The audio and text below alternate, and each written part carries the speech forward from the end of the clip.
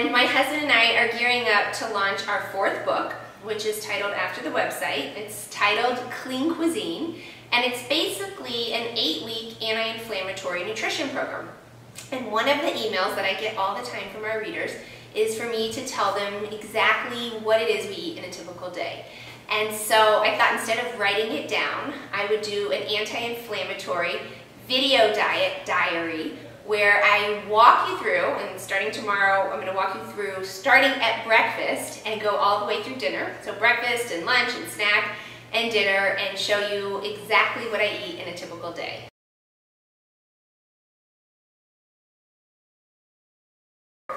It's breakfast, and I'm getting ready to do my workout, which is why I'm dressed in my workout attire. I've actually already had a morning cup of coffee, and now I've moved on to green tea, which is this sencha shot. It's just a Japanese green tea.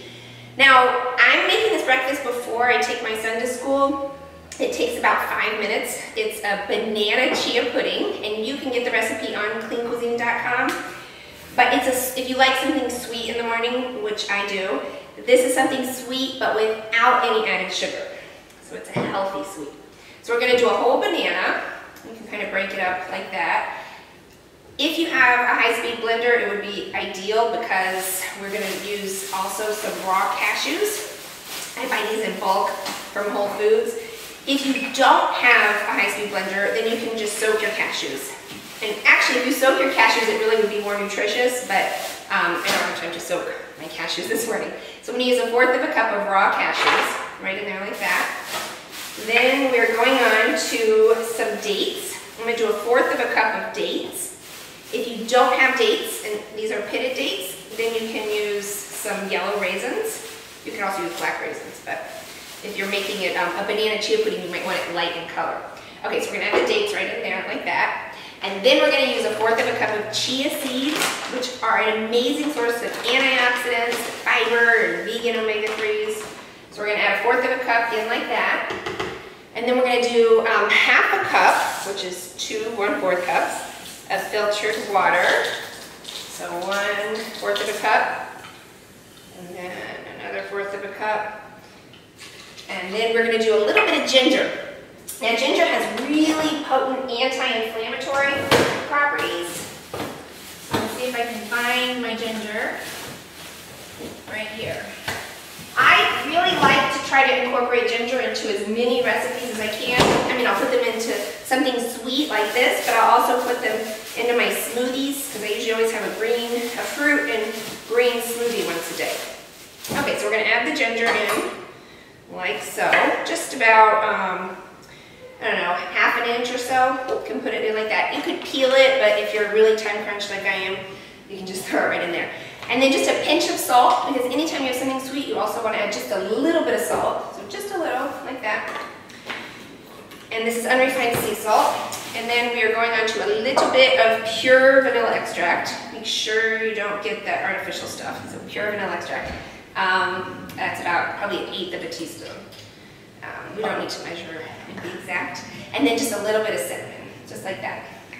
And then that's it. We're going to grind it all up. So close your ears. It's kind of loud. And then what you're going to want to do is test it. If it's really kind of thick, and every time I make this, it's a little bit different because it depends on the size of the banana and how many dates and exactly how many raisins. Kind of take your spoon. If it's a little bit thick, what I like to do is add just a little bit more water. And in this case, I'm going to add 1/4 of a cup more water, just so I can make it a little more runny. Okay, so I'm going to blend it one more time. Okay, so that's it. And now we're going to transfer this because it makes 2 servings. So we're going to transfer to 2 bowls. And then while I take my son to school, I'm going to let it sit in the 2 bowls in the fridge, so it'll be cold and it'll also kind of harden and make more of like a pudding. And then I will eat one of those bowls with a whole thing of raspberries. I try to get a lot of fruit throughout the day, so I'm actually starting the morning off really with like 2½ fruits, because I have the banana, I have this whole thing of raspberries, which is, what does it say, 6 ounces here. So that's a lot of, I'll show you in the bowl, that's a lot of raspberries. And then also I have the dates. So what's good about this breakfast also is that it does fill you up. It but not in a laid down sort of way. So if you're gonna work out and you're like me and you like to exercise in the morning, you won't really feel weighed down, but you'll feel energized after eating this breakfast. And then I should also add that I have this with one of my Clean Cuisine Essentials vitamin packs. So this is the morning packet, and I'll eat this, take this with breakfast with my food. These are not yet available, but they're coming soon to the website in February. So that's it, that's breakfast, and I'm gonna take my son to school and finish my tea.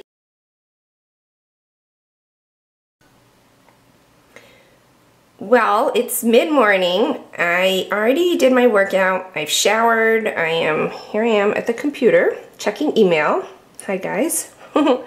And I'm feeling a little hungry. Not quite ready for lunch. I usually like to eat lunch around, I don't know, 1 o'clock or so, but I definitely need a little something to hold me over. So I'm doing these raw almonds, some prunes, and this after workout drink, which I love this stuff. It's called Kavita. I think that's the way you pronounce it. It's a probiotic drink. It's like sparkly, kind of like drinking seltzer in a way, but it's mildly sweet, but not very, very, very little sugar in this, and it's really a much healthier choice than yogurt, and it's great after a workout. So this is my snack. This should hold me over to lunch.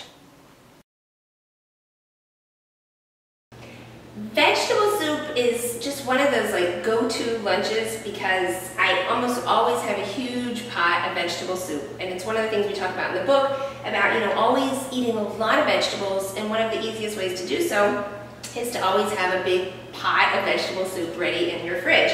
So I made the vegetable soup actually 2 days ago, and I'm still eating it, and I will have about probably 2 big ladlefuls of that. And you can get the recipe for the vegetable soup online. Now this one, I like to puree my soups, and I just use like a handheld stick blender for that. So this is a pureed vegetable soup. And then in addition, and this is so easy, I will also make a quesadilla.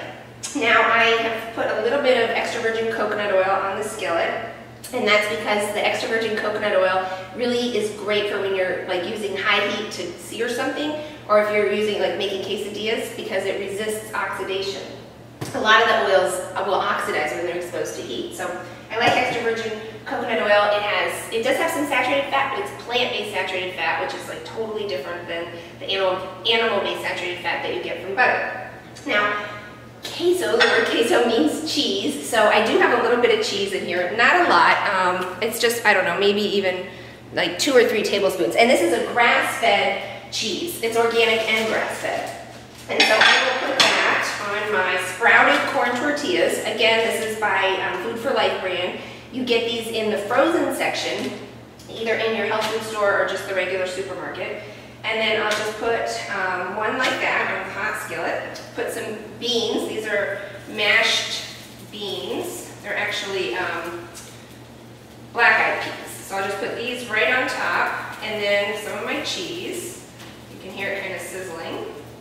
And then I will put a little bit of salt and a little bit of cumin. I use cumin not only for flavor, but cumin also has detoxifying and anti-inflammatory properties. So add just a little bit of that, top it with the top part, and then I just use this kind of weighted press and kind of hold it down there and seal it together. And so now I'll have my vegetable soup and my quesadilla, and that'll be lunch. Okay, just a quick close-up of lunch.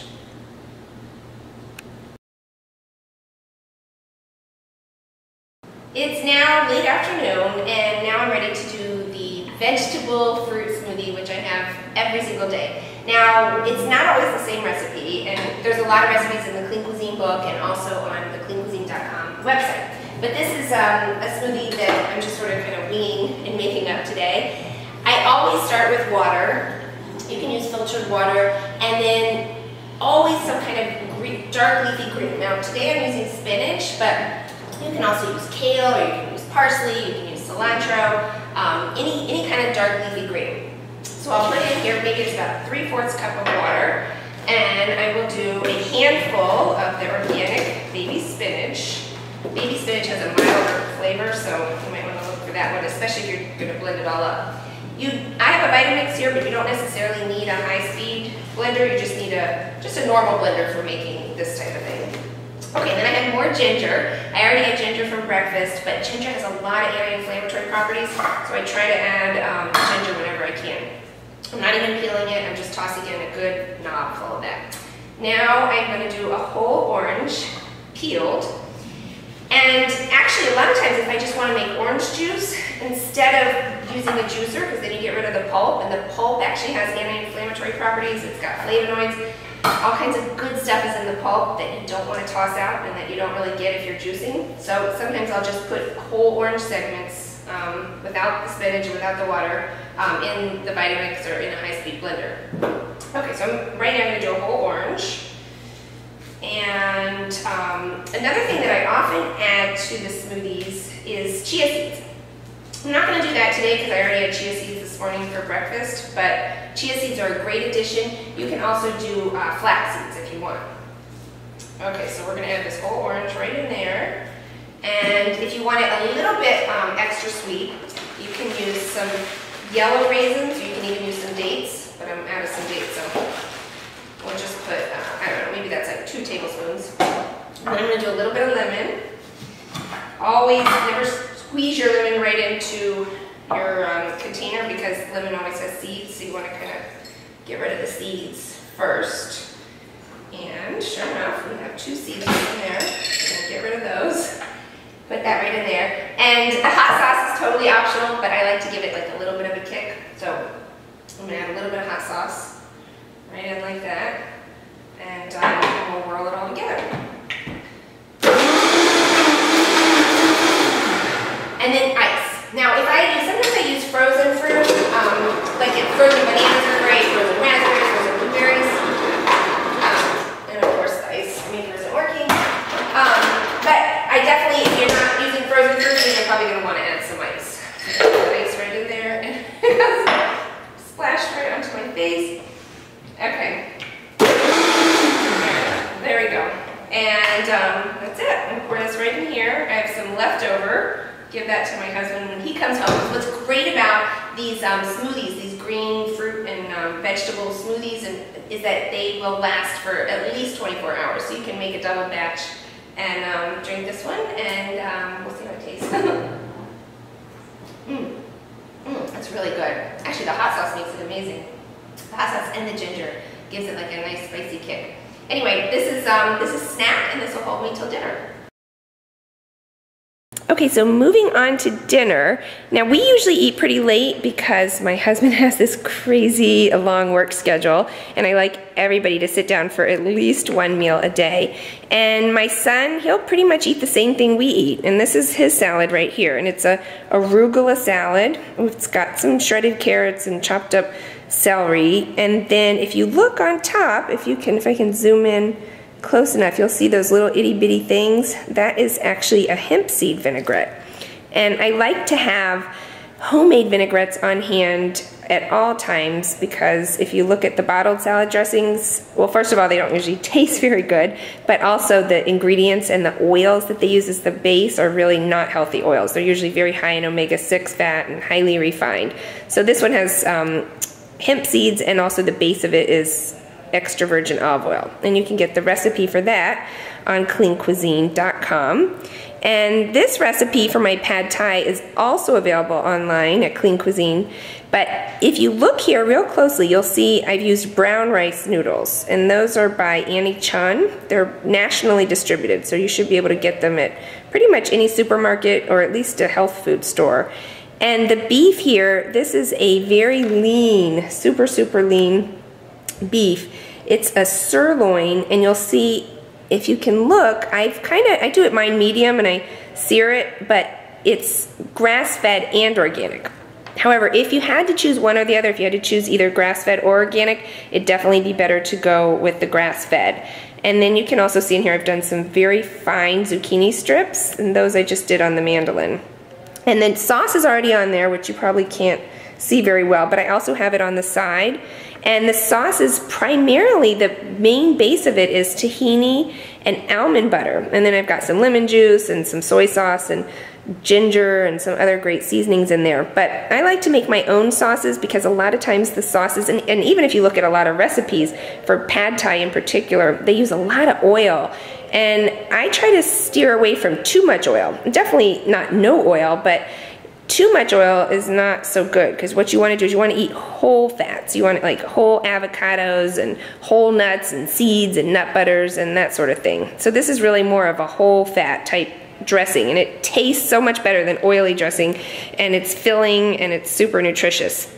And then as far as what my husband and I like to drink, we pretty much have wine every night. Now this one tonight is it's called Meritage, which is a Bordeaux style red wine blend, primarily of Merlot and Cabernet Sauvignon. And it is by Kirkland Signature, which is actually Costco's signature brand. And I have to say that that is an amazing value. I've tried so many of their Kirkland Signature wines, and I'm always very pleasantly surprised with how good they are. And the price, which is not very much for the quality. So that is pretty much dinner, and of course I will finish off with a little something sweet, but that's it. And dinner, I would say this only took me about a half hour to prepare, so nothing too fancy, but it's filling and it's tasty.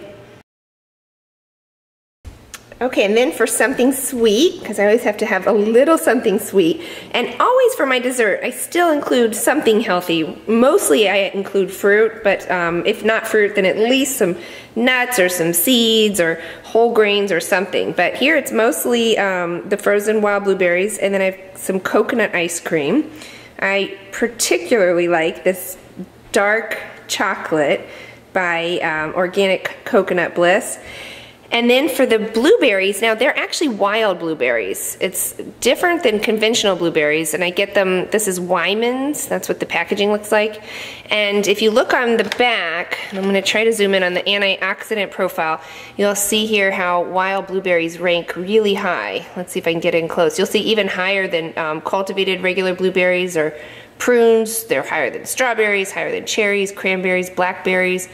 And so I do like to try and get these wild blueberries whenever I can. And this Wyman's, again, that's the name of that. And anyway, so that's about it. That finishes off today's anti-inflammatory diet diary.